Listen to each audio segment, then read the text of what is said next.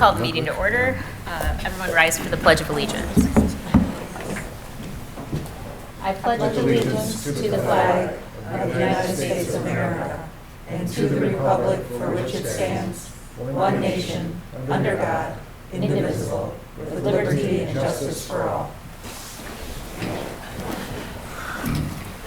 Roll call, please. Campbell. Here. Fournier. Here. Goodnow. Here. Hammond. Here. Crop. Here. Menser. I'm here. Voorhees. Here. Okay. Moving on to announcements, acknowledgements, communications, and reports. We have actually two announcements. I received a letter, and so did City Manager Johnson, that we would like to acknowledge. The Michigan Association of Municipal Clerks is an organization that promotes and educates Michigan's clerks. Through our Michigan Professional Municipal Clerk Certification program, clerks are recognized for their knowledge of the multifaceted clerk's profession. We're pleased to announce that your city clerk, Kathleen Martin, has met the program criteria and has attained the prestigious MIPMC certification. Kathleen's commitment to education and desire to attain certification clearly defines commitment to the clerk's profession and your community. On behalf of the Michigan Association of Municipal Clerks Boards of Directors, I ask that you join us in congratulating Kathleen Martin for this accomplishment and well-deserved recognition.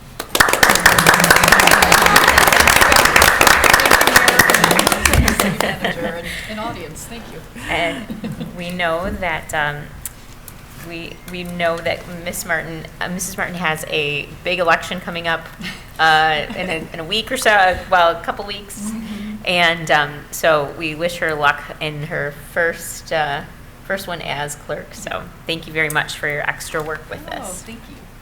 Our second announcement is I have received a letter from the State of Michigan Department of Treasury. Dear Laura Kropp, as you're aware, Tax Management Associates recently conducted an audit of minimum assessing requirements on behalf of the State Tax Commission. The audit indicated that Mount Clemens City met all of the minimum requirements. We wish to congratulate the unit on receiving a perfect score on the review and thank you for your cooperation throughout this process. An electronic version of your AMAR review and detailed comments regarding each item is available through your Michigan portal. Sincerely, William Gass, Michigan Department of Treasury. So we want to thank our assessor, and I believe Cliff's office as well was involved in that. So thank you very much to those departments as well. And that's all the announcements that I have. Mr. Johnson, are there any for you? Nothing additional. All right, and we have as the department reports, all of those listed. I know we talked extensively about community development. So are there any other of the reports that commissioners have a question for those department chairs? Yes, Commissioner Menser.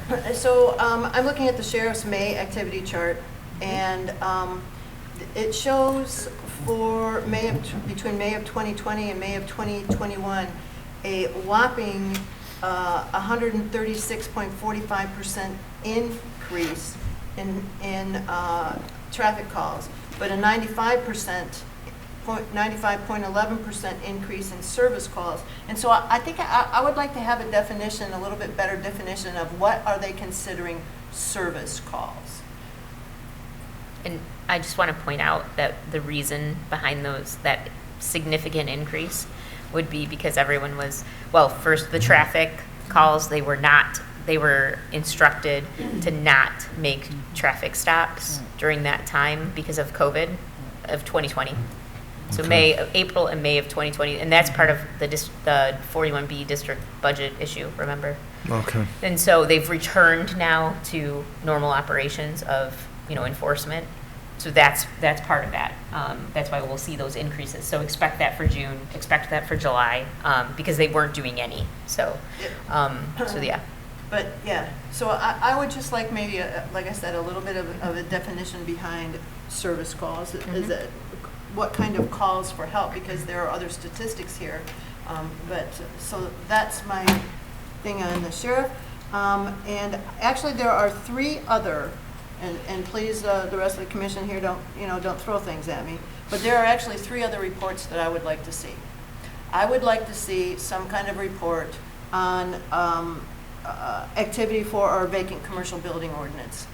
I would like to know, what we've done with some of the empty buildings that remain empty and where we're at with that.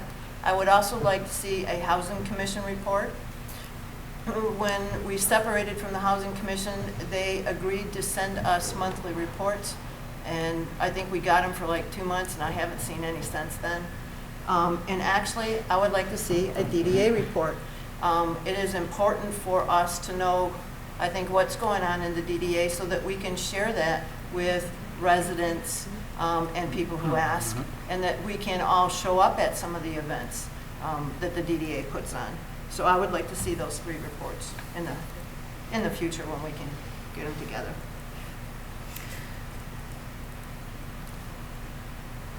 What was the first one? Vacant commercial building Thank you. and housing commission Got that. And then DDA. and DDA.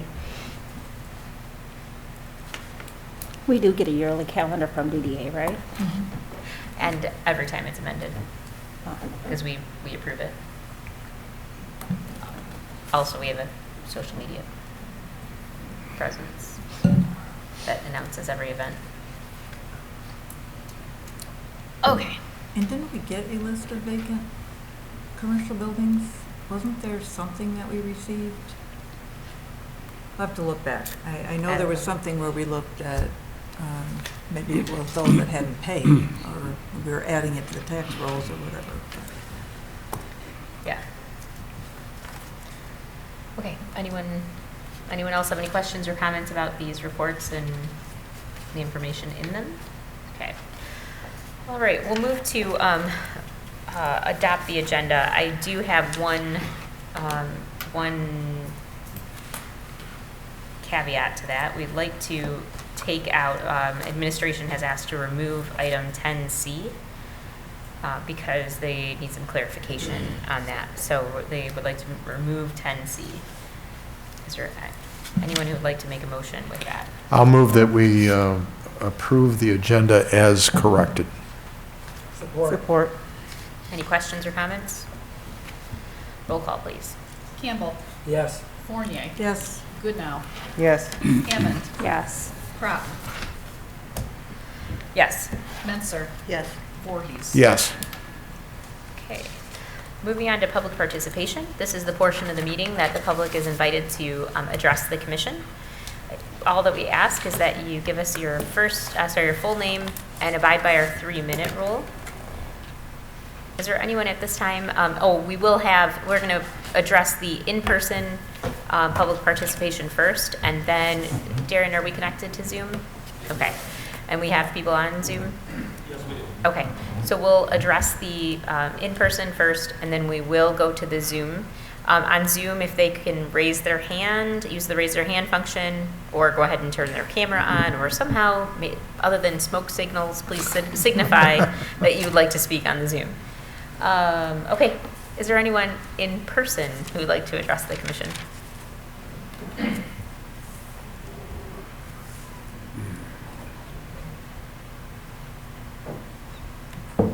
Good evening, Commission. My name is Thomas Barnes. I live at 291 Jones Street here in the beautiful city of Mount Clemens. I first would like to start by saying thank you to all of the commissioners and the mayor and the city manager who participated in the Boys and Girls Club and the Detroit Pistons youth basketball camp that happened this past week.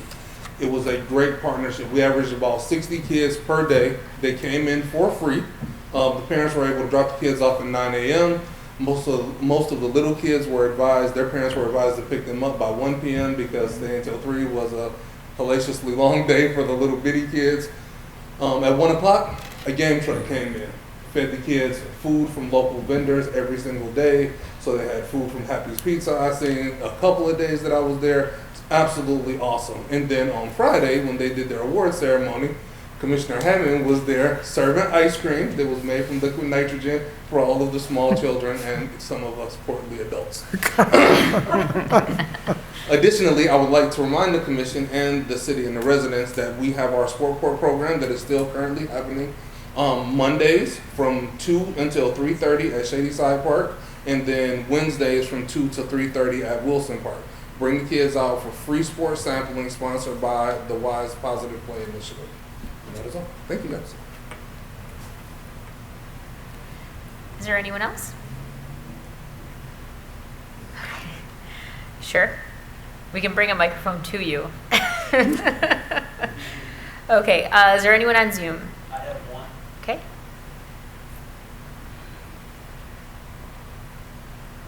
Hi, Randy Bachman from Pleasant Trees Cannabis Company, 13815 Southgate Drive, Sterling Heights, Michigan. That's my address. And I'm here to talk tonight about the consumption lounge and the temporary event license. With the Gibraltar space and the lack of potential power capacity in the grid, we're looking to use the space and try to find different ways to make it work as far as what we can use under the cannabis licensing. And consumption lounge is a very obvious one that makes a lot of sense at this site. It's very far away from any homes. There would be a retail attached to it, so it'd be very easy to service a consumption lounge.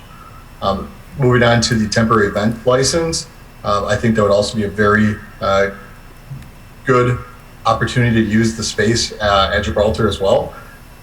With the temporary event license, one thing I do want to point out is that if it is in the ordinance, it's not just a given that you can have a temporary event.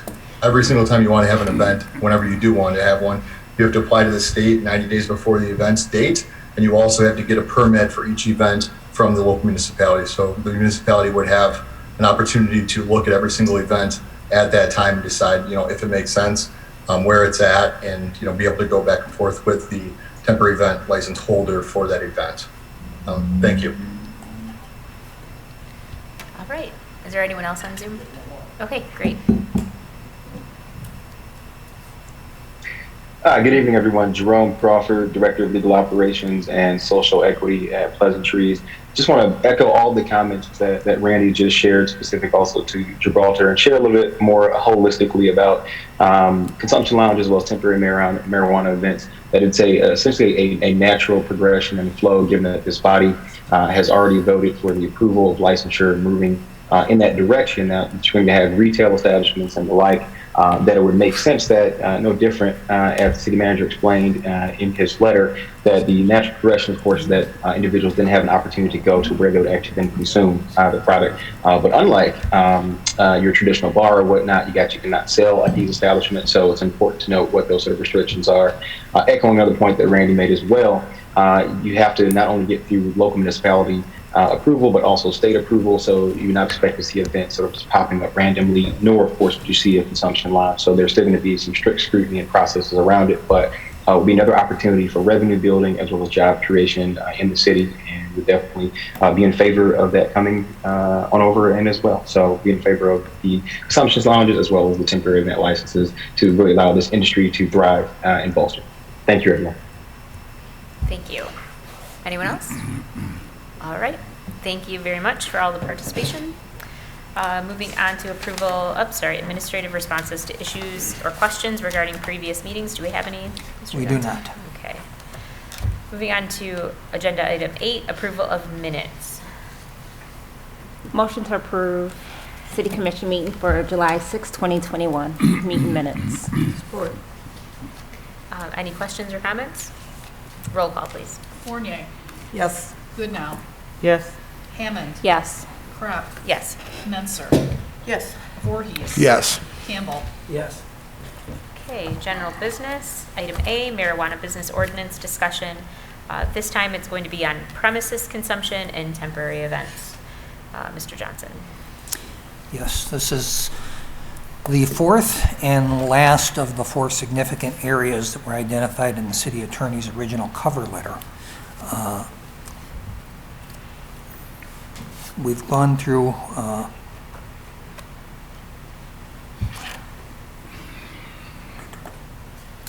last time we talked about micro businesses. That was really supposed to be part of this one, so we don't have that tonight. So we're really just looking at designated consumption establishments and temporary marijuana events. The draft ordinance does not allow for either. A designated consumption establishment license permits consumption of cannabis products on commercial premises for adults 21 and up. However, retail sales are not permitted. As a result, the designated consumption establishment must be separate from a licensed marijuana retailer or micro business. To repeat myself, this is not like a restaurant or bar with a Class C, which can sell and serve liquor by the glass for on-premises consumption. The designated consumption establishment license does not include a right to sell marijuana products at all. They must be purchased elsewhere and be brought to the designated consumption establishment by the customer, or they may be delivered to the customer at a designated consumption establishment by a licensed retailer.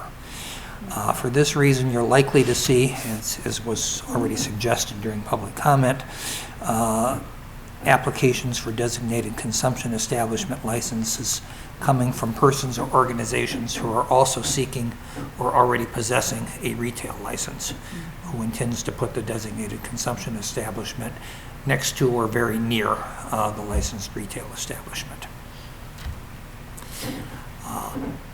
Okay, so we need to open the discussion? We need to move to open it before. I move to open discussion on how designated consumption establishments and temporary marijuana events shall be treated in the marijuana business ordinance. Support. Any questions on that? We can roll call. Goodnow. Yes. Hammond. Yes. Crop. Yes. Menser. Yes. Voorhees. Yes. Campbell. Yes. Fournier. Yes. Okay, now we can discuss. Did you have a question? Did you have a thought? Okay. I'm all for the consumption events. As Michael, I believe his name is Michael, that used to come to the city meetings, was all for events being in the city for consumption, so. Oh, okay. Yes, Commissioner Menzer. Quite frankly, I would like to hear from the DDA board on this, because if we're going to have a consumption event, or, you know, like the Ann Arbor Heart Hash Bash or whatever, if we're going to have a consumption event, it might be, are they interested in having something like that downtown and, you know, closing the streets? And if we change the zoning for, or we allow a consumption establishment in the downtown area, I'd kind of like to hear what the DDA's thoughts are on that, whether they're negative, whether they're pro, and you know, how that might work for, you know, for the downtown area. Mr. Tingley, do you want to attempt to address I that? think it would be great for the downtown area for businesses and to benefit, because you know what happens, well, Yeah, you that's get not the a money. topic that's ever been Yep. discussed with the DDA board, so I can't imagine how they would react as a whole. I'm sure there'll be varying opinions from different board members. Well, I'm sure there will be too, but, you know, there's, this board has varying and different opinions, and we always come to some kind of a consensus. So I just thought that might be a conversation that the DDA board would like to have, and advise us on what the majority of their members feel. I mean, I can go out and ask Ms. everybody, Weiss, but, you know. Do you have a, Ms. Weiss, have you, go ahead. Good. Go to the microphone. Yeah. It was discussed at our retail meetings in the beginning before you even decided to change ordinances and so on. And several weren't for it downtown. But that was a few years ago. Things have changed. I think, to be fair, they're the ones that are going to be impacted, both bars, restaurants, retailers, service groups that we have downtown. I think it would be fair to at least get an opinion from them today, not from 3 years ago, because as I said, maybe they've changed their mind about it. But I think they're the ones that are going to be impacted, and they're the ones that are going to hear from the public, because their customers will be vocal, I'm sure. I just think that would be the fair way before a decision was made, since it does impact them the most. Well, I agree with you, and when I did an informal poll several years ago, I went to several bars and restaurants and shops down there, and I had one business owner tell me, now, bring it now, right now, across the street, right now, now. I had one business tell me, absolutely not. And I had some businesses say, well, it would be okay if it were over there on like New Street instead of over here on Macomb Place. So there was a varied opinion. And so I think that it's, I would like to hear from the DDA board. Where, can I, Wait, hang on. You can. Well,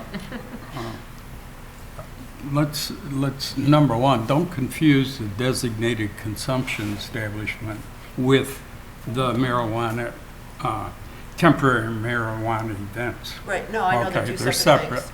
Number two, relative to the consumption establishments, I believe Ann Arbor has authorized one or two, but as of April, nobody had.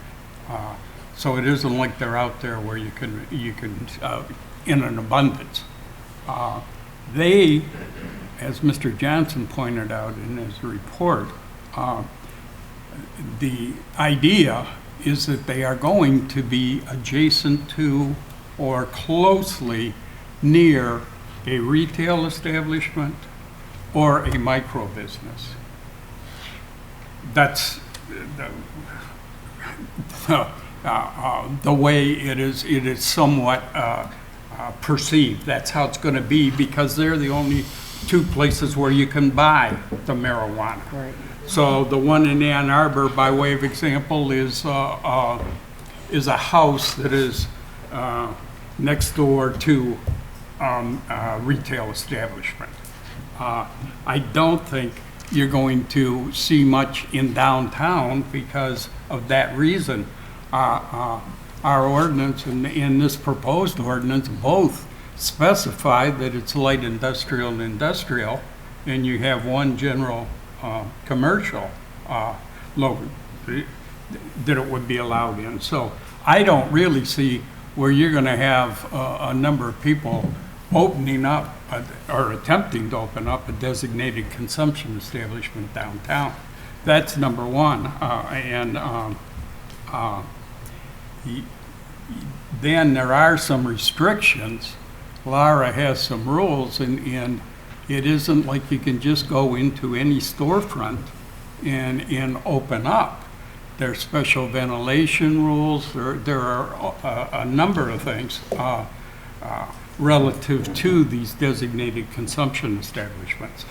And if you do authorize one or more, the next question that you will be addressing is, what are the hours of their operation? And what are the days of their operation? I have seen some proposals where they're open to 2 in the morning. It isn't really as simple as just going and renting a storefront and saying you can, So it seems like we need to kind of separate these two, and so we need to maybe first talk about consumption lounges, and then we can talk about designated consumption lounges, and then the next thing we can talk about is temporary events. So obviously, the way our ordinance would be set up, Mr. Murray's point, we won't need to worry about the DDA, but so that would be right as the ordinance states right now. We're talking about light industrial to industrial is where these would be. That's where the retail establishments can be located. Right. Theoretically, if someone wanted to take an empty building and do all the ventilation and all of those things, they could, if you authorized it, they could establish a consumption establishment. I'm just saying what's been in existence thus far under this act, it seems to be very close in proximity to retail establishments and or micro businesses. So you're saying that somebody couldn't go to an a retail establishment in Warren and purchase their smoke legally and then come consume it in Mount Clemens? No, that's not what I'm saying. Okay, so No, that's so really good. so I'm clarifying But that. they also, So, a consumption lounge, I'm sorry, still has to be in with the churches and schools. So Right. that puts Right. them out of downtown a lot too. huh, You mean like a hookah lounge, is that? It's different. It's Somewhere. I guess, but it's different. yeah. Right.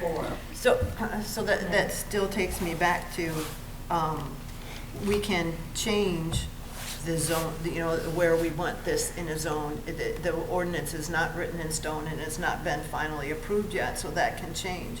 The micro business locations can change.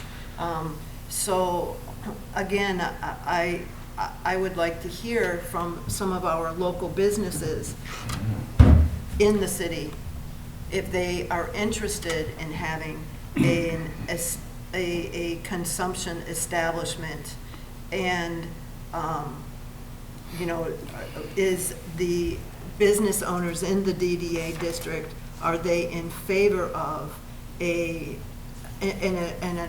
let's call it an attraction event, to bring people in to celebrate marijuana in all its forms, like a hash bash, but not hash pot.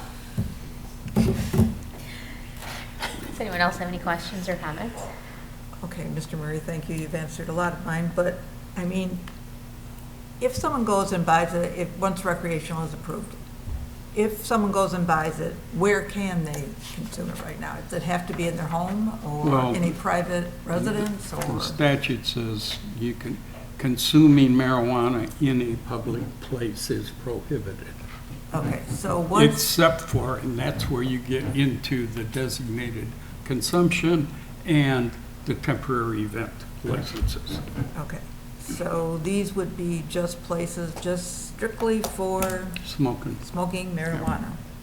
Yep. Not necessarily, they couldn't have alcohol there too, it would just be marijuana? Yep. No food?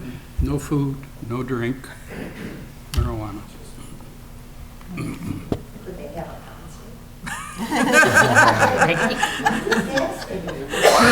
During a consumption event, why not? Because they do that, Like, they have all kinds of. what you're at, events. like, can they have a band? Is what, yeah. Yeah, well, and the Ann Arbor one has food trucks and vendors? and vendors, so. So I would actually like to make a motion that we table this discussion until the DDA can come back with us and give us an opinion after the DDA board meets. Well, if you're going to do that, then I think you're talking about we're not going to be able to present a proposed ordinance because now you're talking about a different zoning, opening up the zoning, opening up the areas. And so, you know, you're going to have some consensus to get an ordinance. I mean, you could do whatever you want to do. I'm just saying Right. that if you want to do that, then don't anticipate a proposed ordinance next month. No, I get that, but I think if we're going to do this, we might as well cover all bases right from the start. And has been indicated here, you know, there are several commissioners all in on this, and there are several commissioners that obviously are not. So I think that we have, it's incumbent upon us to do our homework. I understand what you're saying, and but I'm thinking. I know we were going to maybe struggle to have a quorum for August. Well, yeah, we didn't have a quorum. For July, and we think we're gonna, because I know, like, I'm not Just to gonna be- clarify, you're seeking DEA input on just the on-premise consumption and temporary events. Yes. Well, maybe if the DDA board members knew that that was going to be the topic, maybe they would show Well, up. it's middle of summer. Well, it's not just showing up. It's it's summer. Some of us have, vacations planned and things. Don't you also have to then invite their discussion on zoning? What's the point of them talking about what their thoughts are if it can't be located there? Opening Well, Pandora's box. See, For okay, backtracking. when we originally did the marijuana ordinance, we were gonna get, get our feet wet. We were gonna see how it went. This thing is exploding now into all different areas, and I think we can always amend it later, right, to include this? Yes, so you can amend it to add more licenses of varying types. You can, it's not cast in stone. It's like any other ordinance. You can amend it and change it. So if we end up, what are the reasons we did want to get it in this year, right? And add,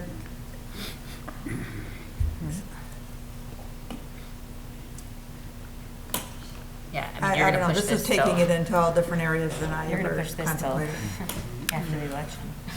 Mike, I think at the last meeting, I asked you about, let's say, a building, and now we're adding the consumption establishments, whether they would sell medical and then recreational, They could, and could under they, the Recreational Act, they can, under enlarged rules, they can sell both. What they have to do is have them separated in their establishment, clearly wall. marked, clearly defined as recreational and medical. and could they then also then divide it in thirds and say that there would be a designated consumption No. establishment? No, the consumption establishment has to be separate. I'd Now, s- that could be a different portion of that building, So I could but it run a- has to be totally separated from where they're selling. So they could put if they They just buy a door. You go out the one door and you go in the other door. Right. put a wall down. I get it. Yeah. Okay, all right. So it's a possibility that all three could be in one Complex. technically Call it a complex. complex. Two of them are going to be, Two of them are going to be, under any circumstance, Okay. they're both going to be the medical and the recreational. okay. Until such time as it becomes not profitable to do medical. Anymore, okay. But it's been pointed out before, the state taxes them differently. The recreational has an extra 10% Okay. tax. So I understand that this will involve much more discussion. I understand that this will extend our timeline. But my call is that, let's do it right from the start. Let's not worry about, we can amend this later, we can amend that later, we can amend this later. Let's just do it right. So we have a motion on the floor right now to discuss. So we would need to close that motion, and then you can make your motion. So we're going to include consumption and temporary, we haven't discussed those at all. Right, no, I know. That, I was just kind Well, as long of as directing the that- discussion that we Yeah. can't really make another motion on top of this motion. Right. We need to, so, But why don't you discuss the temporary yes, now exactly, of course, yes, absolutely. Before you, Yeah, I wasn't Yeah. closing anything, I was just directing that. So, we've kind of, everyone has their opinions about designated consumption establishments. Let's move on to the, marijuana, temporary marijuana. Thank you, the events. Trying to get the actual title of that, The but yes. statute provides that the state can issue a license that if a marijuana event organizer, and that is a person who gets a license from the state to apply for temporary marijuana events. It's valid for 1 year, and it authorizes that person to organize temporary marijuana events. So that's where it starts. You have a person who gets one of these licenses, and he or she is going to organize events throughout the tri-county area or the state. Then what happens is that person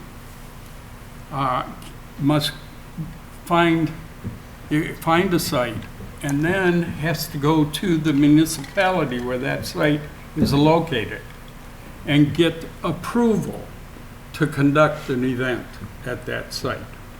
So it's totally within the discretion of the municipality. No one can come here and say, I've got a event license, and I'm going to have an event out at Memorial Park. That cannot happen unless the municipality agrees and authorizes it. So that really, and then the municipality also obviously has the authority to control the dates, the hours, etc., if there were an event. And the state license is only good for 1 day to 7 days. That's the maximum an event could be, is 7 days. 7-day event? Yes. So that is what, That's a zombie in a apocalypse. I was nutshell, gonna you're say. talking about with the temporary event license. That's So- how that works. And what are some, I know like sometimes we can't deny an event if, you know, I mean, we have to be careful about denying an event. Oh, We I- have to yeah. have sound reason, But I don't, right? for this, the statute makes clear you do not have to allow any And we don't have to have a temporary reason. marijuana event, period. I mean, if it's in our ordinance that we're allowing events, then, but we don't want them, say here, but we want them there, you It's know. still up to you what you're going to approve. It's similar to what you would approve. Do we have to put that in the ordinance though? Like, will we allow these events in light industrial or industrial area? You know, I mean, do we have, No, do we, well- we'll only allow the area, I mean, do we have to define it that far, or do we? It's not a license that is going to fall into one of the categories. These are called special licenses, both of them. So they are not going to fall into categories like the grower, the retailer, et cetera. So we could You could- close down Main Street and have Sure, a sure. marijuana Yeah, fest. Yep, Oh. yep. Yep. They like But- to but eat, take- they like to eat. There you go. There you go. That's it. That's it. So my thing is, I don't want, you know, a pot event every weekend. I don't want a pot event every month. But there are hundreds of thousands of people that descend on Ann Arbor for this big event, and on other municipalities too. And when they come and they've, you know, enjoyed their festival, they stay in the hotels, they eat in the bars, you know, and restaurants, you know, they go out for drinks, they shop, you know, they go into our establishments. So if we had, you know, just think of a weekend like what's coming up. Thursday, we have the fireworks. Friday, we have the downtown concert. Saturday, we have the opera theater, you know. So, you know, Sunday, you know, after, or Wednesday, so that everybody gets in a good mood, we can have our event, a smoking event. How long does it I also last? I also think too, like, we have events that are around drinking. I mean, Yep, you know, sure do. and like, we Yep. have the Oktoberfest, right? I mean, that Yeah. event is around drinking. We have the social district. That's what the temporary license. Right, as Yeah. what's the, I mean, Well, maybe one thing you might want to do if you're going to seek the DDA's input, you might want to seek the sheriff's input as to their thoughts on these type of events. Well, I look at it as with the social district, I don't think, or I'm not sure, but with all the bars on board. And I think it'll be the same thing with the marijuana being in downtown. I don't think every business will be on board. of course, So everyone it's- has an opinion. Yeah, that's why we're seeking the opinion of the DDA, because you're right. Not every bar is in favor of the social drinking district. You know, right now, there's only two. There may, a couple more may join, but I've heard that others are saying absolutely not. They don't want people leaving their establishment. They want them spending their money in their bar. So you're right. There are going to be some varied opinions, and that's why I think that, again, I would like to hear the opinion of some of the businesses downtown. Is there some way, if you guys don't have a quorum for a meeting, is there some way that you could, you know, survey the businesses and just get their opinion? Well, the board is different from the business community. I mean, you know, Well, you're asking for the. for the board, Businesses that easily. Well, that would, I would leave that to you, Mickey. Or to Brian, or to Phil Gilchrist, the president, however you guys want to do it. Okay, so does anyone else have any questions or comments on this? I move to close the discussion on the marijuana business ordinance. Okay, any questions or comments? Roll call, please. Oh, I need a second. Support. Oh, sorry. Support. Sorry, jump of the gun. Now, any questions or comments? Roll call. Hammond, Yes. Crop, Yes. Menser, Yes. Voorhees. Yes. Campbell, Yes. Fournier, Yes. Goodnow. Yes.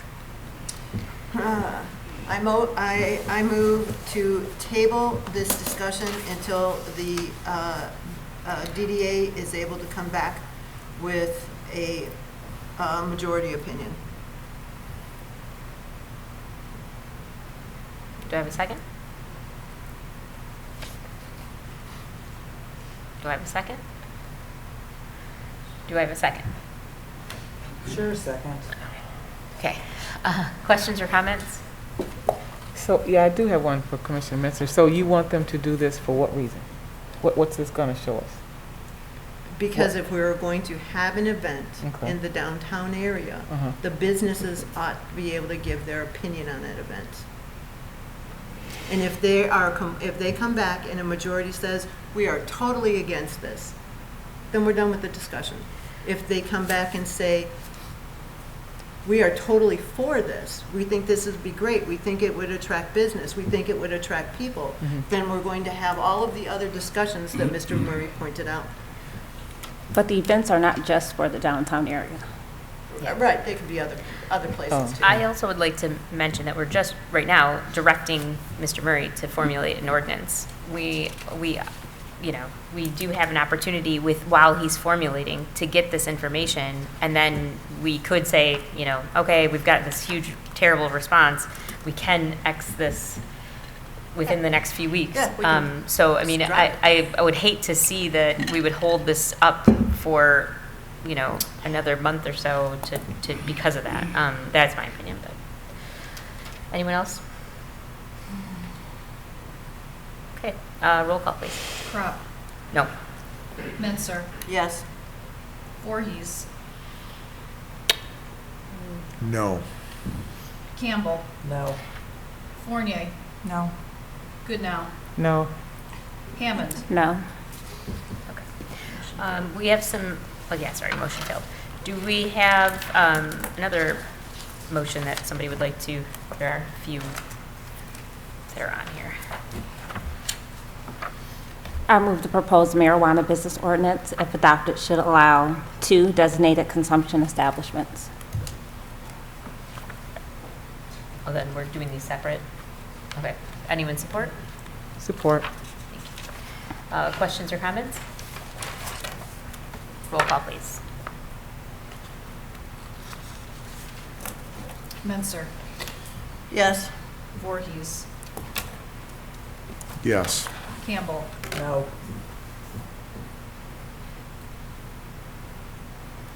Fournier, No. Goodnow, Yes. Hammond. Yes.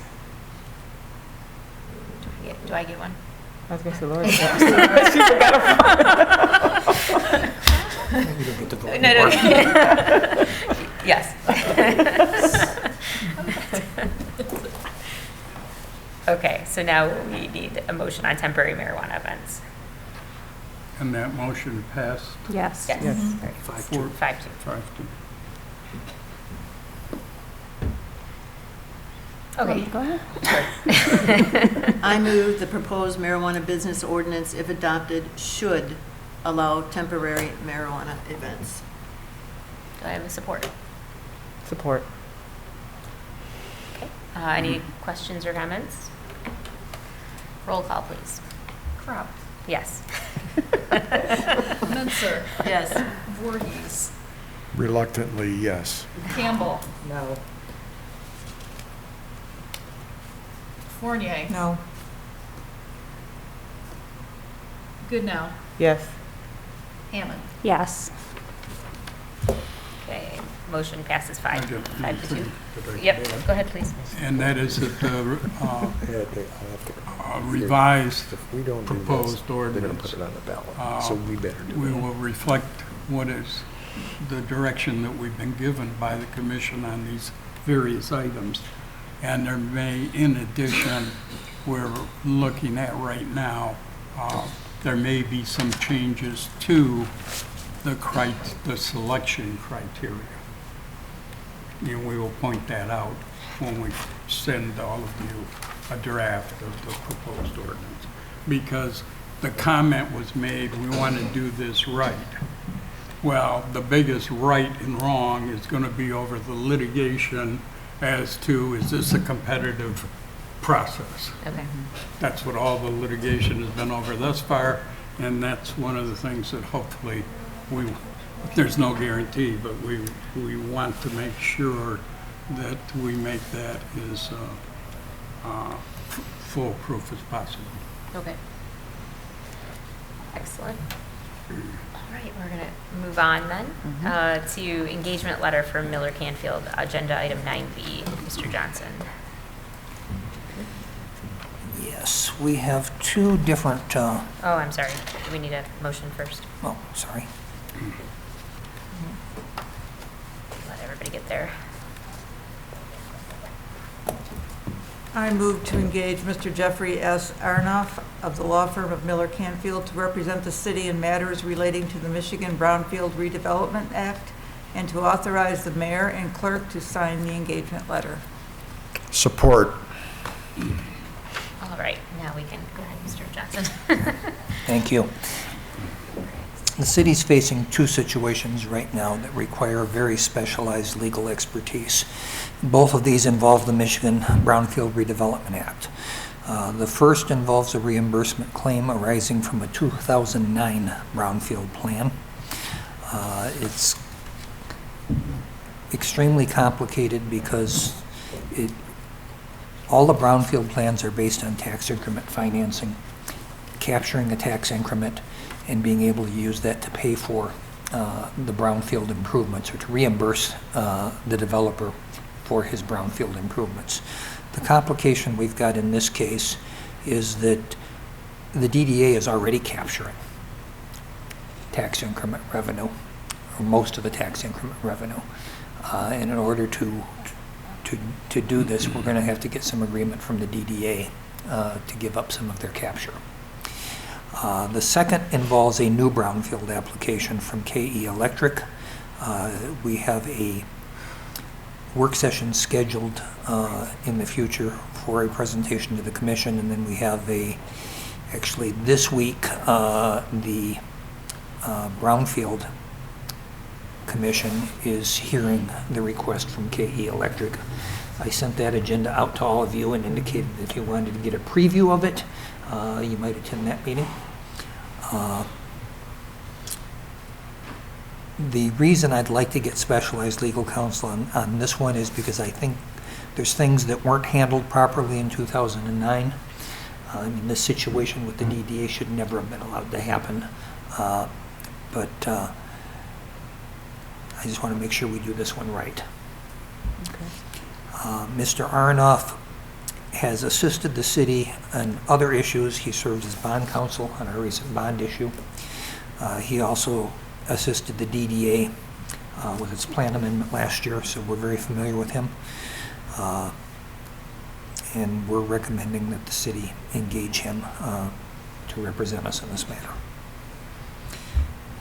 Mr. Murray, you might want to add something to that. Yeah, just that that I started discussing this with Mr. Aronoff at least 2 months ago. My understanding is the prior 2009 matter, it was not handled by our office, just so you know. And I believe it was, the best we can come up with is that it looked like an engineering firm that did the plan that was adopted. And just to expand slightly on what Mr. Johnson said, this development had a 12-year OPRA. And That's why it is now surfacing. It was in 2009. For 12 years, they had an Oprah, which meant they weren't paying anything.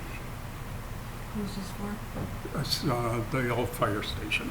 Oh, And Partners in Architecture. yeah. And then this was to commence. In addition, the developer had an obligation or was supposed to submit bills for reimbursement, which no bills were ever submitted until the Oprah was coming up to expire. So this basically came to light a year ago. And Cliff has been working on it, and we've been working on it for the last several months. So in that time, you had 4 different finance directors. You had no, you had no billings being submitted, and you also did not even have a brownfield development committee that met because there was nothing for them to do during that period. the 12 years is up at this point? Yeah, the 12-year Oprah is now up. What does OPRA stand for? Obsolete Property Rehabilitation Act. Act. Okay. And so now that the Oprah is up, they would have to then pay property taxes? Well, yeah. And they're submitting bills now? They are now submitting the bills that are That go back 12 reimbursable. years? Yeah. And they also can capture part of it from the school tax, which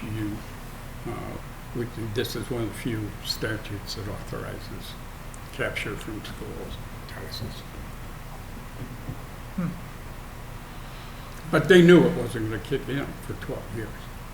because There's of nothing in the Oprah. statute that says you have to be upfront with these with what No, you the put in? agreement said that they may submit invoices, and then if they submit invoices, then the Brownsfield Committee is supposed to look at those invoices and determine if they are eligible for reimbursement.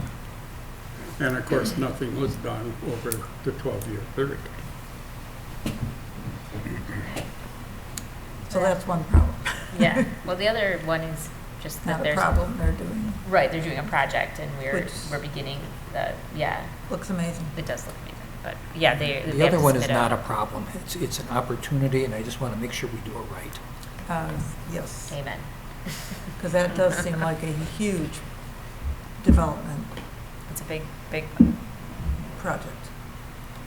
and a very ugly area, Yes. so yeah. So, okay, anyone else? Everybody good? Okay, roll call, please. Menser, Yes. Voorhees. Yes. Campbell, Yes. Fournier, Yes. Goodnow, Yes. Hammond, Yes. Crop. Yes. Okay, we will move on to 9C, work hour variance for night and weekend work on Gratiot. No, we're postponed that one, didn't we? No, No. 10C. 10C. I move to approve the work hour variance allowing construction to take place at night and on weekends on south and northbound Gratiot. Support. Okay, do you want Mr. Mr. Wood will Wood? address this. So MDOT went out for bid and has awarded a contract to Cimarron for crack sealing on Gratiot from 16 Mile to 23 Mile Road. Part of MDOT's bid and contract award was for nighttime construction. However, the city has an ordinance that does not allow construction after 8 p.m. without a permit. Therefore, Cimarron is requesting a work hour variance from the city so they can perform the crack sealing project, which is scheduled to begin August 9th through August 30th. Whether Just 2 questions. Is the crack sealing going to prevent the weeds from growing in these cracks? it will, yes. I don't care when they do it. My second Can you do one, it on the sidewalks? is this the same contractor that MDOT gave us for the Harrington project? No. Okay. I have never worked with this contractor. Oh, well, this is 2 good news then. Okay, awesome. Anyone else? Anyone else have questions? No? Roll call, please. Voorhees, Yes. Campbell, Yes. Fournier, Yes. Goodnow, Yes. Hammond, Yes. Crop, Yes. Menzer. Yes.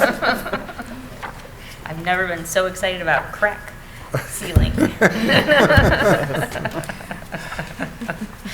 Those weeds drive me crazy every time I drive up and down that road.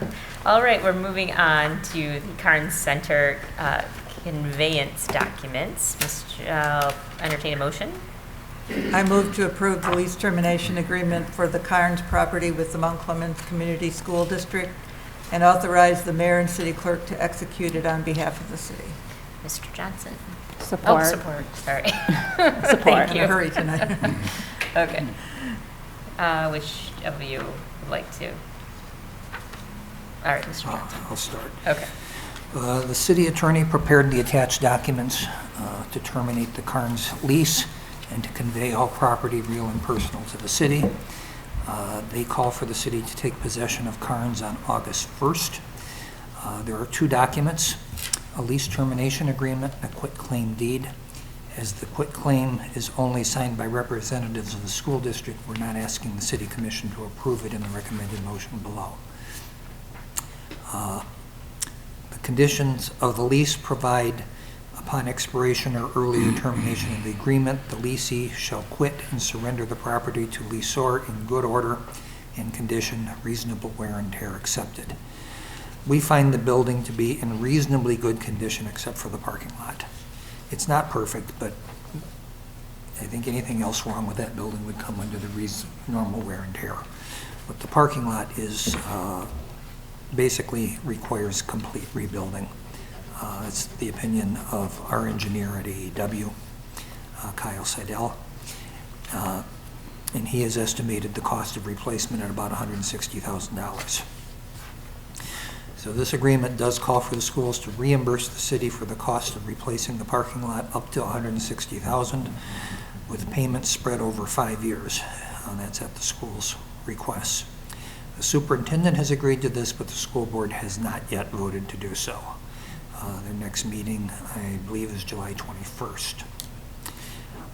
It would be our intention to not replace it immediately. It'd probably be a spring project, but we'll probably want to do some temporary patching when we take possession and then do a full replacement in the spring of 2020. 22. I'm sorry, 2022.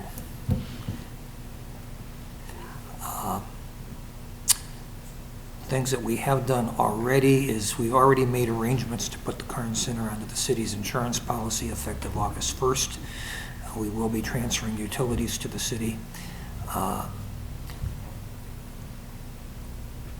If any of you would like some historical context, there's a link there that will take you to a document from a session we held in March that went through quite a bit of the background and included copies of the lease agreements and the notice that was provided by an attorney for the school district. We do still anticipate reaching a multi-year agreement with the Boys and Girls Club to operate the facility and provide recreational programs for Mount Clemens residents of all ages, not just youth. And as a preview of what they can provide, they operated a basketball camp at the facility this week in conjunction with the Detroit Pistons, which attracted over 60 boys and girls a day. And it very much was boys and girls, and some very young, others not so young. Some the age 10. Yeah. And 8. I believe the mayor's son ended up being involved. Yeah. I hope he had a good time. He did. For me, I was over there Monday when they started, and it didn't strike me until I saw it. It was the first time I think I've ever seen anybody under 30 in that building. So it was really exciting. Yes, Commissioner Menzer. So I have a question about inspections. Before we start putting a lot of kids in this building, I think we need to have a fire inspection, an electrical fire, and plumbing and building inspection to make sure that this building and these systems are in good shape. I would really hate for some kid to, sneak into a classroom and try and plug his, phone into a wall socket so he can charge it, and that's not a functioning socket, and him get injured. So I would like to see some inspections before we, turn it over to a lot of people coming in and out of there. I don't think there's been inspections in quite a while. Fine. I know there has been some maintenance on the building. I mean, may not have been in the past year or so, but I know there has been some maintenance. And the building was fully used, to my understanding, when I was over there on Friday. When AEW looked at the parking lot, did they only look at the parking lot, or did anyone? They only looked at the parking lot. Okay. And did we have, when you said it was an exceptional, Reasonable. what did you use? Reasonable. Reasonable. Who determined that? That's my opinion. Okay. It's nothing more than that. Okay. So before we engage in anything with the Boys and Girls Club, is that what you're referring to, Yes. Denise? Okay. Yes. So this agreement is only with the school district? Right. Right, okay. But before we go, Yeah, I think that's reasonable. letting people in, let's get it inspected to make sure that everything is working the way that it is, legally supposed to. That's Sure. fair. Yeah. I have one question. So was any discussion held regarding the $160,000 being spread over 5 years? Or did we just accept that without any discussion? I think this is the discussion. This is the discussion as far as the city commission is concerned. The discussion that's occurred right now has been limited to the superintendent and myself. Okay. I would like to see that time period shortened. Perhaps they can't don't have the funds all at once, but we're being asked to come up with the funds all at once. And I think 5 years is a long time. I think they'd like to have it even longer. But we'd like to have it even shorter. So Yeah, I did we think propose that at all? We did. When we first met with her, we asked for all of it at once. And then, Or over 2 years, or? they're just in a very different financial situation than we are. They're in the red. I understand that. That's why I wonder if we'll ever see the $160,000 in the full. I think you should be aware that the quitclaim deed, there should be no objection to. All quitclaim deed does is say whatever interest I've got in this property, I give to you now. You're not warranting anything. You're not doing any of that. The termination agreement was drafted premised upon the discussion between Mr. Johnson and the superintendent. The school board, I do not, they may have by now, but I don't know if they've seen it. And in the past, they've utilized an attorney, and I would expect that they will have the attorney review it. So there may be some changes to some of the language would be, I guess. I hope not, but that may occur. Mike, who has the title to that property at this point? We do. City of Mount We Clemens. do, but I don't know if I ordered the title search. I don't know if they recorded the lease, if they, perhaps created a lien of some kind over the years. So we'll find that out from the title search. But even assuming they didn't, it's always nice to get a quitclaim deed. So Sure. they're acknowledging whatever they've got, they're giving back. For sure.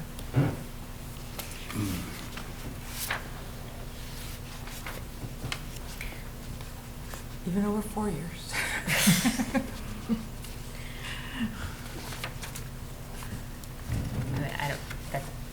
I mean, if we put it in there and we give it to the. Yeah, they can only say no, right? It just drags out this process.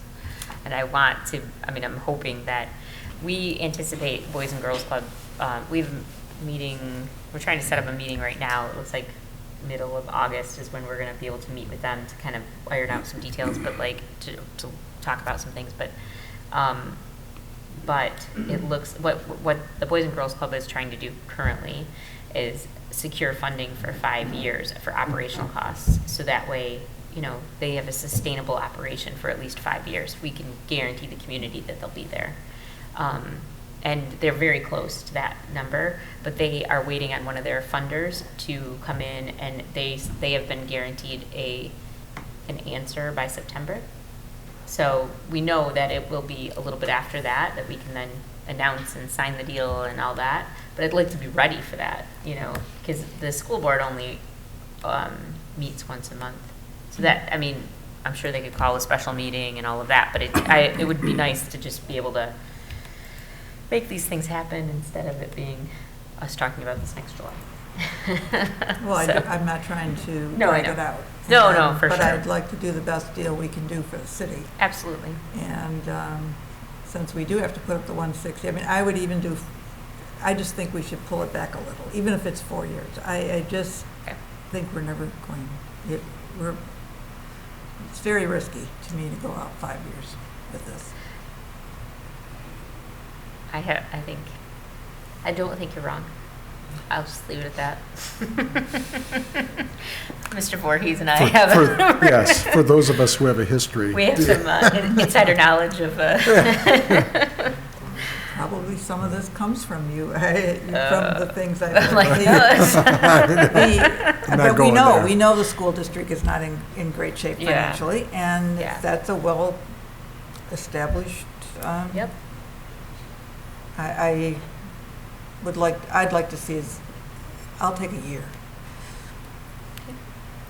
You can always put it out there. Can always extend it. Right. Yeah, but at least try. Right.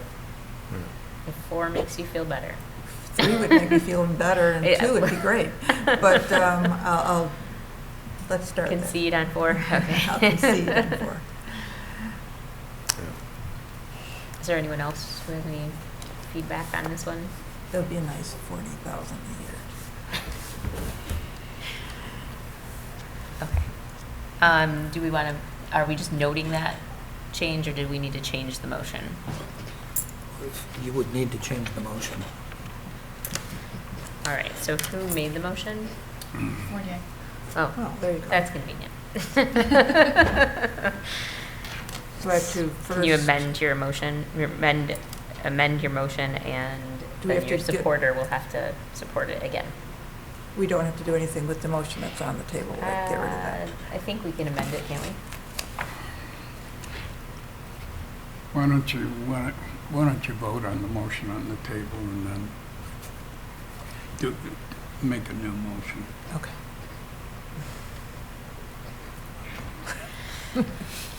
Okay. Well then, roll call. Campbell?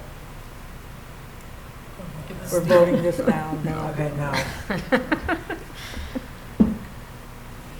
I'm sorry, did you call me? He said no. Oh, that was a no. Yeah, Sorry. that's okay. Fournier? No. Goodnow? No. Hammond? Yes. Crop? Yes. Menser? Yes. Voorhees? Yes. So it passed. All right. Sorry. This will remind you. You can remind us. Move to go. No, make it a new motion. But, But it it was passed. approved, it passed. It passed, yeah. Yes, it is. Oh, Yeah. I'm sorry. Thank you for your recommendation. Oh, I thought it was approved. He said he was ready for okay. something else. Yeah. Okay, so that's the way it is. Okay. We'll go with 5. All right, we'll move on to purchase and payments of invoices. Move to approve purchases and payment of invoices as presented. Support. Anyone with questions or comments? Commissioner Mentor. I'm looking at the SCADA update, or upgrade, and I just had a question about, nothing in the quote indicates that there's support desk or help desk, support. So I just kind of wanted to point that out. Just startup and training services. Did you see that? That's startup and training, but that's not ongoing support if there's, issues or trouble, or the server goes down, or there's a software glitch, or we get hacked, all of which could happen. So I just wanted to point out that there is nothing here that gives support. Do we have There's Lenny 1 year of cellular fees, but that does not cover, help desk support should an event occur. Do we have Lenny on the line for that, or? I am not sure if Lenny is watching this meeting or not, but Darren, do we have Lenny on there? Lenny Bertram? Lenny?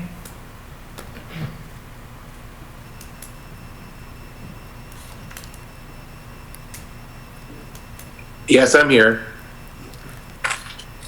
Did you hear the what question? was the question? I missed. I did miss what you guys said. Sorry.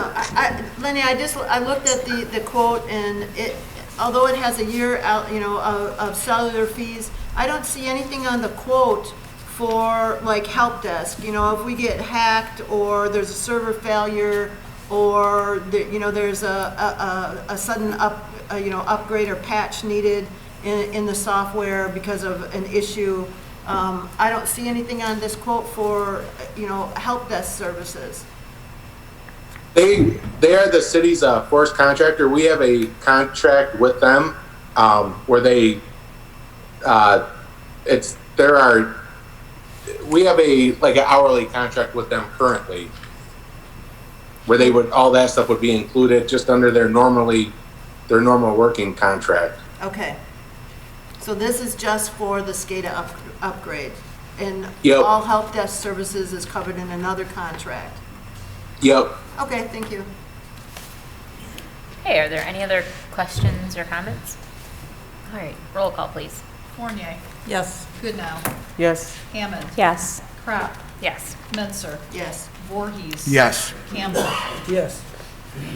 Okay, we'll move on to consent agenda. Remember, now we removed item C, so it will be A and B. Do I have a Move to motion? approve consent agenda items A and B. Support. Roll call, please. Goodnow. Yes. Hammond. Yes. Crap. Yes. Menser. Yes. Voorhees. Yes. Campbell. Yes. Fournier. Yes. Okay, city manager's report. Thank you. Start off with fireworks, which have been rescheduled for July 22nd. And at the time this was written, that was one of the few days when rain was not forecast. And I think that was still true this morning, at least. We're hoping. 20%. On our charter amendment, the Attorney General's office has advised the governor that our proposed ballot language is in compliance with the Michigan Home Rule Cities Act. We're now awaiting approval from the governor. Grants, we had two that are going through Congress. The $480,000 joint grant application with East Point for what it's been called the East Side Community Hub Revitalization Project at East Point High School and the Carnes Community Center, And we also have a $750,000 grant request for community project funding for Art Space Phase 3. Both of these have been advanced to the next level. They're included in the draft fiscal year 2022 transportation HUD bill on pages 27 to 28. That doesn't mean that it's a sure thing by any means, but so far so good. We've talked about Carnes Center this week a couple of times already, so let it go that they're active. And in case they did want to do anything more, I've got certificates of insurance that name both the city and the school district for any activity that the Boys and Girls Club does in July or August. Good. So we're covered. So we're covered regardless of who owns the center and regardless of when they do it. Good. That's a good thing. The branding project is moving along. It's pretty close to being ready for a presentation to the City Commission. The committee had asked Redhead for some very minor revisions to the proposed logo. We've actually received those. The committee is meeting again on Thursday to review those and choose one of two options for that. And then we're going to plan a special meeting for the presentation. I think this is going to be a joint meeting with the City Commission, the DDA, and the Library Board, because all three are involved in this project.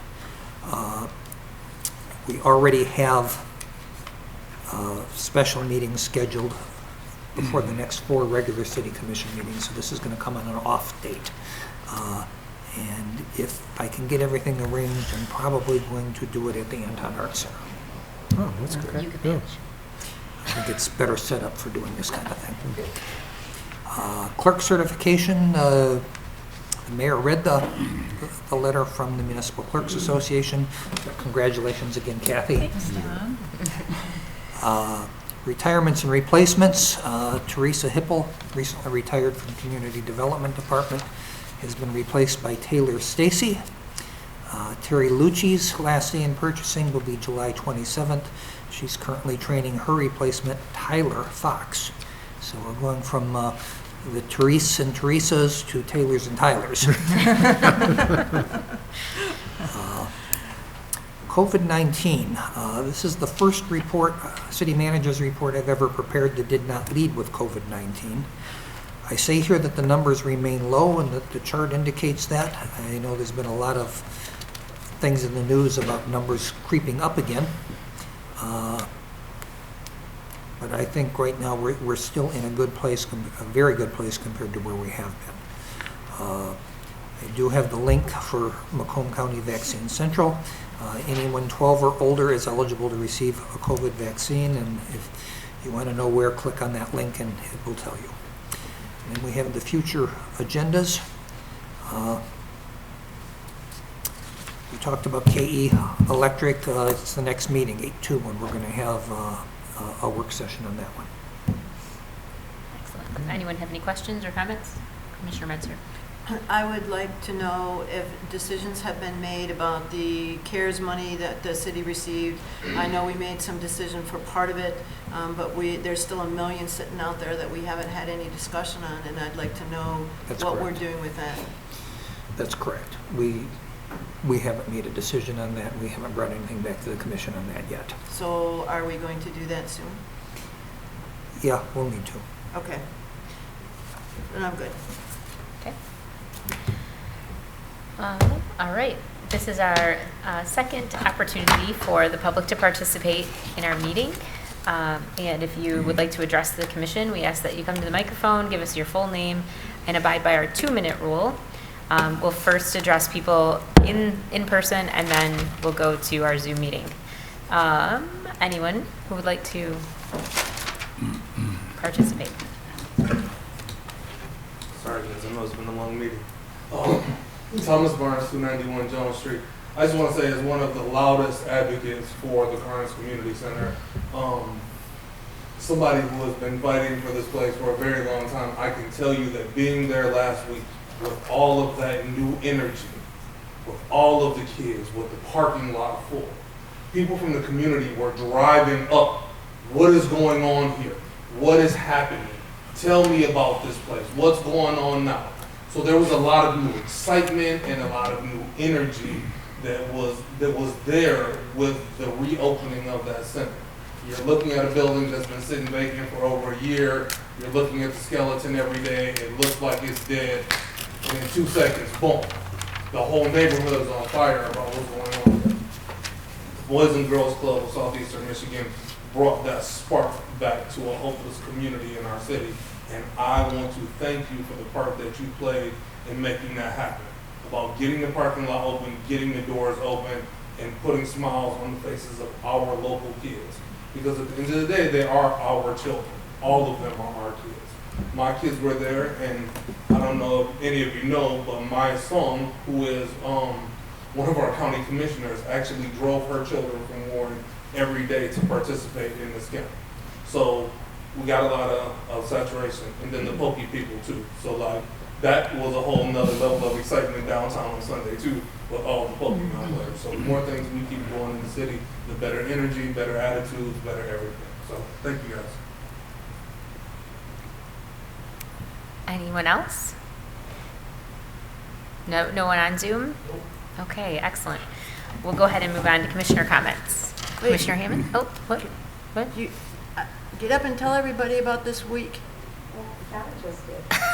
No, but it's more exciting coming from you. He won't take offense to that. And he's not, and he didn't talk about Friday, and he didn't talk about Saturday. No problem, I'll do it. Okay, Mickey Weiss, 18200 Tara Drive, Clinton Township, Mount Clemens, DDA. Okay, we're going to start off Thursday with a concert with the Beach Cats, which will be 7:30 to 8:30. The fireworks will follow immediately after. Friday night is our Uptown Friday night with APR with Elizabeth Smith, which is a great band. And then on Saturday from 6 to 8, we will have the Michigan Opera concert. Very nice. Is that better? And Friday is jazz and funk. Yes, that is well, I thought we've had APR before, and yes, it's jazz and funk. Okay. And what time is that, Miss? What time is that, Miss Mickey? The Uptown Friday night is 7 to 9. 7 to 9. So if you can't come Thursday, come Friday. If you can't come Friday, come Saturday. There you go. All right. Thank you. Okay. Okay. All right. Now, Commissioner Goodenough. I have nothing. Thank Okay. you. All right. Commissioner Voorhees. I would like to mention that the mayor and I sit on the City of Mount Clemens Retirement Board for our employees, and we are at $64 million, and I believe that's probably about 100% funded, which we can all take pride in, because there are very few communities that can turn around and say that their retirement for their employees is at 100%. Speaking of that retirement board, there are several committees that I believe we need some volunteers for. Yes. You know, they have a whole list of committees. If you have any expertise or any interest, please contact the city clerk or the mayor, and they have an application, and certainly will process it. Also available online. And online, yes. Conveniently located online. Yes, absolutely. Maybe look there first. Right. Also, I don't follow the home sales in Mount Clemens. My wife does, and she tells me that houses go on the market within 3 days. They are sold. They'll have offers, and they have multiple offers. So this is a good thing. Mount Clemens is a desirable community to live in. And with that, once a Clemite, always a Clemite. Commissioner Menzer. The first thing I would like to do is acknowledge Paul Boone in his passing. Paul Boone was the owner of Orleans and O'Halloran's. O'Halloran's, as many of you know, is my favorite bar, eatery in the city of Mount Clemens. He was an icon. He was a gentleman. He had a great sense of humor, and he loved the city. So rest in peace, Paul. We're thinking of you. Mr. Barnes mentioned the Pokemon. I went through town Saturday about 10:30, and there was a crowd of like 50 people in Kennedy Square. And they're all standing around looking at their phones. And there were a range of people. There were little kids, like little kids. And there were adults. And there were people maybe my age or older. And this one person was walking across the street, and I said to him, I said, "Hey, you guys doing Pokemon?" And he looked at me, and it's like I was speaking another language. I was not speaking Pokemon. But but the city was packed on Saturday. And I took a little turn through the downtown, and they were on New Street, and they were on, Macomb Place, and they were over on Pine, and they were everywhere. And I think that's a wonderful thing also.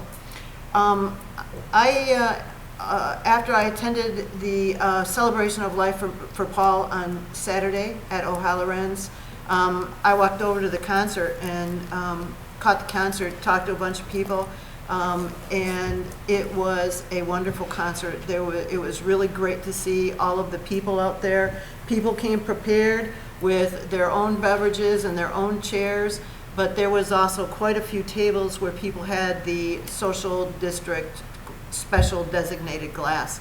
I ran into one of our former commissioners, Joe Raker, down there, and he was enjoying a beverage from a Bevo's.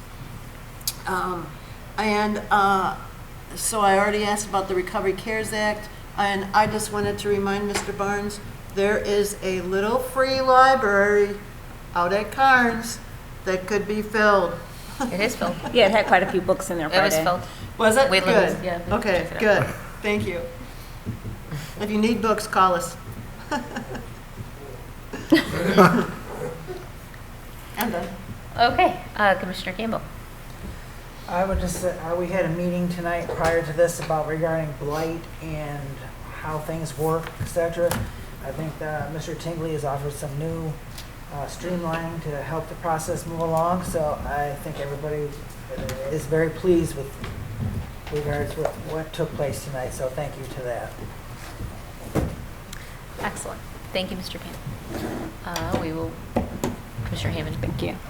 I want to congratulate the employees that are retiring and the replacements as well.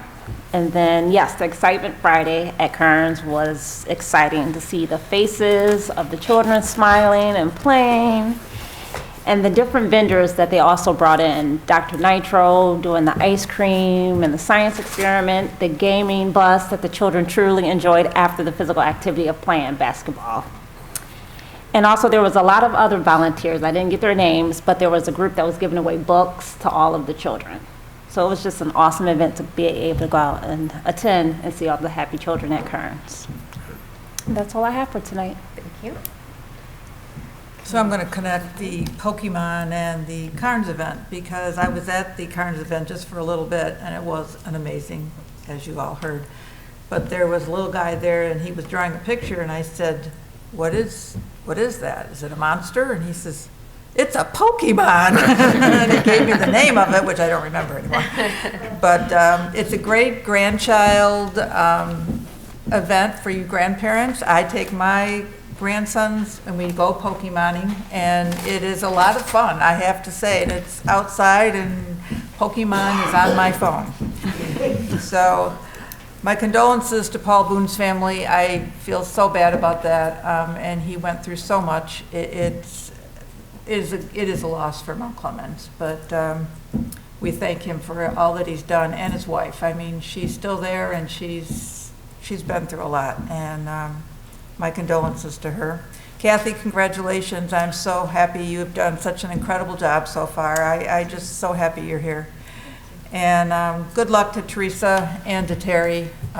They've been longtime employees, and we will miss them, but I'm sure Taylor and Tyler will, I'll always remember their names now, do a great job. So we'll look forward to seeing everyone at the fireworks Thursday.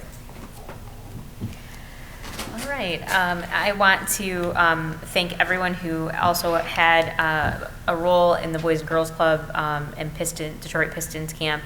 We thank the Detroit Pistons for investing in our community along with the Boys and Girls Club. I also want to thank TCB Mentoring, because they provided all of the student coaches, and so our student athletes were very involved in helping manage the camp with the kids and coach the little ones along with the Detroit Pistons. So that was a really neat opportunity for them they are mentees, but they got to be mentors, and that was an exciting opportunity.